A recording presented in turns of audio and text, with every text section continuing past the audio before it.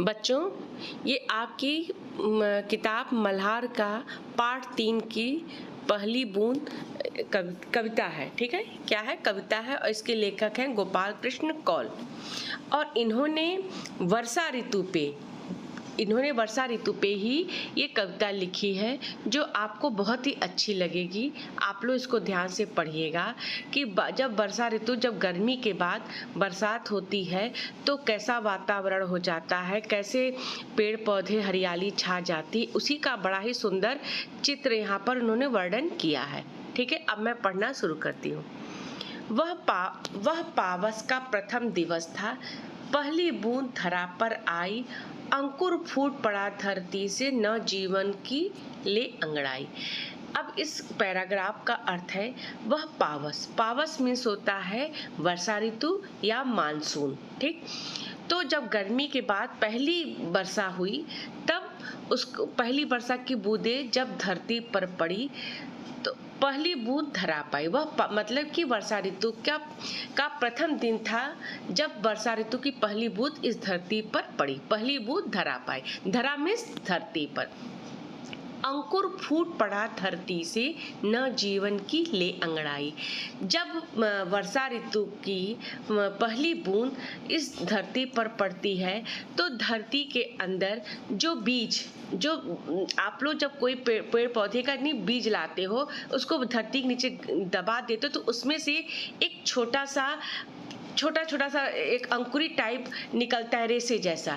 ठीक, उसको बोलते हैं अंकुर, मतलब तुरंत का निकला हुआ पौधा। तो जब धरती के नीचे जो बीज छुपा पड़ा था, वो वर्षा ऋतु की बूंदें पड़ने पर वो धरती को चीर करके, फाड़ करके उसके अंदर से एक छोटा सा पौधा निकलता है और नव जीवन की ले अंगड़ाई, और वो नया जीवन प्राप्त करके, जैसे हम लोग रात में जब सोते हैं बहुत देर तक तो सुबह उठते तो अंगड़ाई हाथ पैर ऐसे नहीं फैलाते हैं, उसी प्रकार वो जब पौधा निकलता है तो वो अपना नया जीवन पा करके अपने को अंगड़ाई लेता है, अपना हाथ पैर एक तरह से अपने शरीर को वो खींचता है। धरती के सूखे अधरों पर गिरी बूंद अमृत सी आकर, वसुंधरा की रोमावली सी, हरी धूप पुलकी मुस्काई, पहली बूंद धरा पर आई। अब यहाँ पे कवि इस पैराग्राफ में कहना चाहते हैं कि अधरों मीन्स होता है बेटा होठ। धरती के सूखे अधरों पर, जिस प्रकार कि हमको प्यास लगी रहती है और पानी नहीं मिलता है तो मेरे होठ सूख जाते हैं, उसी प्रकार धरती के सूखे अधरों यहाँ पे धरती के अधरों का मतलब सतह से है कि जो धरती की सतह जो सूख गए हैं, होठ की तरह सूख गए हैं, गिरी बूंद अमृत आकर, उस पर जब वर्षा ऋतु की बूंदें पड़ी तो उनके जो सतह सूख गए थे वो पानी पाकर, वर्षा ऋतु की बूंदें पाकर वो क्या होते हैं, वो उनके लिए अमृत के समान हो जाते हैं। जब आपको पानी, बहुत देर से पानी नहीं मिलता, प्यास लगी रहती है और उसके बाद जब पानी आपको मिलता तो पानी क्या हो जाता है, अमृत हो जाता है। वसुंधरा सी रोमावली सी, हरी धूप पुलकी मुस्काई। तो वसुंधरा यानी कि धरती की रोमावली मीन्स रोम वाली पंक्ति, रोम की पंक्ति। वसुंधरा की रोम की पंक्तियां जो है वो खुशी से वो पुलक उठती है, मुस्कुराने लगती है, वो हरी धूप फिर से खिल जाती हैं और मुस्कुराती हैं और पुलकित होती हैं, प्रसन्नता से वो खुश हो जाती हैं। पहली बूंद धरा पाई, तो पहली बूंद धरा पा आने पे ऐसा प्रतीत होता है। अब आगे का पैराग्राफ है। आसमान में उड़ता सागर, लगा बिजलियों के स्वर्णिम पर, बजा नगाड़े जगा रहे हैं बादल, धरती की तरुणाई, पहली बूंद धरा पर आई। अब यहाँ पे कवि ये कहना चाहते हैं कि आसमान में उड़ता सागर, यहाँ पे आसमान में उड़ता सागर, यहाँ पर सागर का अर्थ है बादल से है। ठीक, जिस प्रकार बादल में पानी होता है उसी प्रकार जिस प्रकार नीचे सागर में पानी होता है उसी प्रकार बादल में भी पानी होता है, तभी तो वर्षा होती है। तो यहाँ पे कवि ये कहता है कि आसमान में उड़ता सागर, यानी कि आसमान में जो बादल उड़ रहे हैं लगा बिजलियों के स्वर्णिम पर। आप लोग देखे होंगे जब बादल चमकते हैं तो एकदम सुनहरे रंग के हो जाते हैं, तो ऐसा लगता है कि मानो कि आसमान में स्वर्णिम सुनहरे रंग के पंख लग गए हों। तो लगी बिजलियों के स्वर्णिम पर मीन्स पंख। बजा नगाड़े जगा रहे हैं। आप देखते हैं कि जब वर्षा होने से पहले खूब बादल गरजते हैं, खूब तेज गरजते हैं, तो वो ऐसे प्रतीत हो रहे हैं जैसे कि वो नगाड़े बजा रहे हैं, यानी कि नगाड़े बज रहे हैं।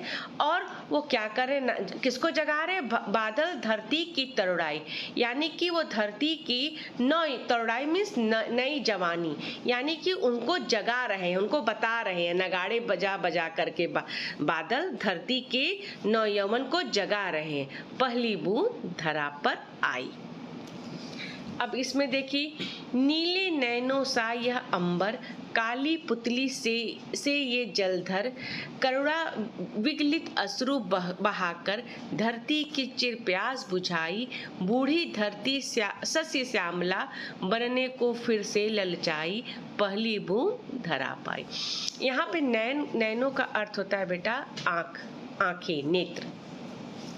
तो जो आसमान का रंग नीला है, तो वो जो है जब बरसात में नीला हो जाता है तो बादल कैसे दिखते हैं? नीले आँखों के समान दिखते हैं।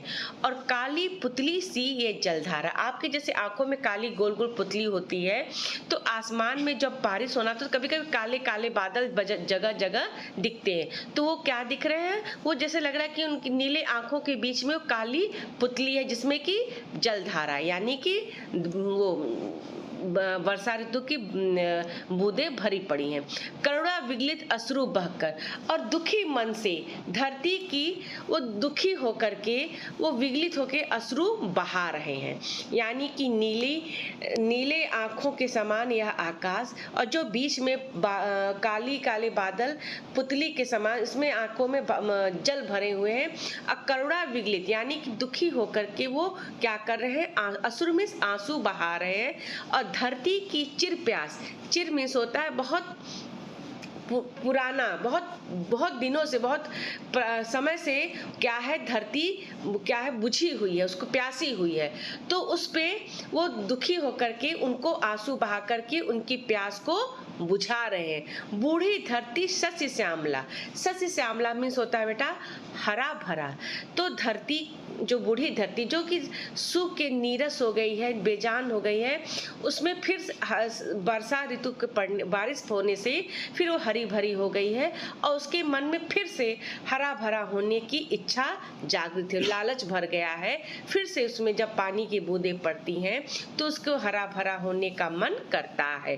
पहली बूंद धरा पर आई, जब पहली बूंद धरा पर आई। तो ये गोपाल कृष्ण कौल जी का लिखा हुआ बहुत ही सुंदर कविता है बच्चों। ये था आपकी इस कविता का भावार्थ।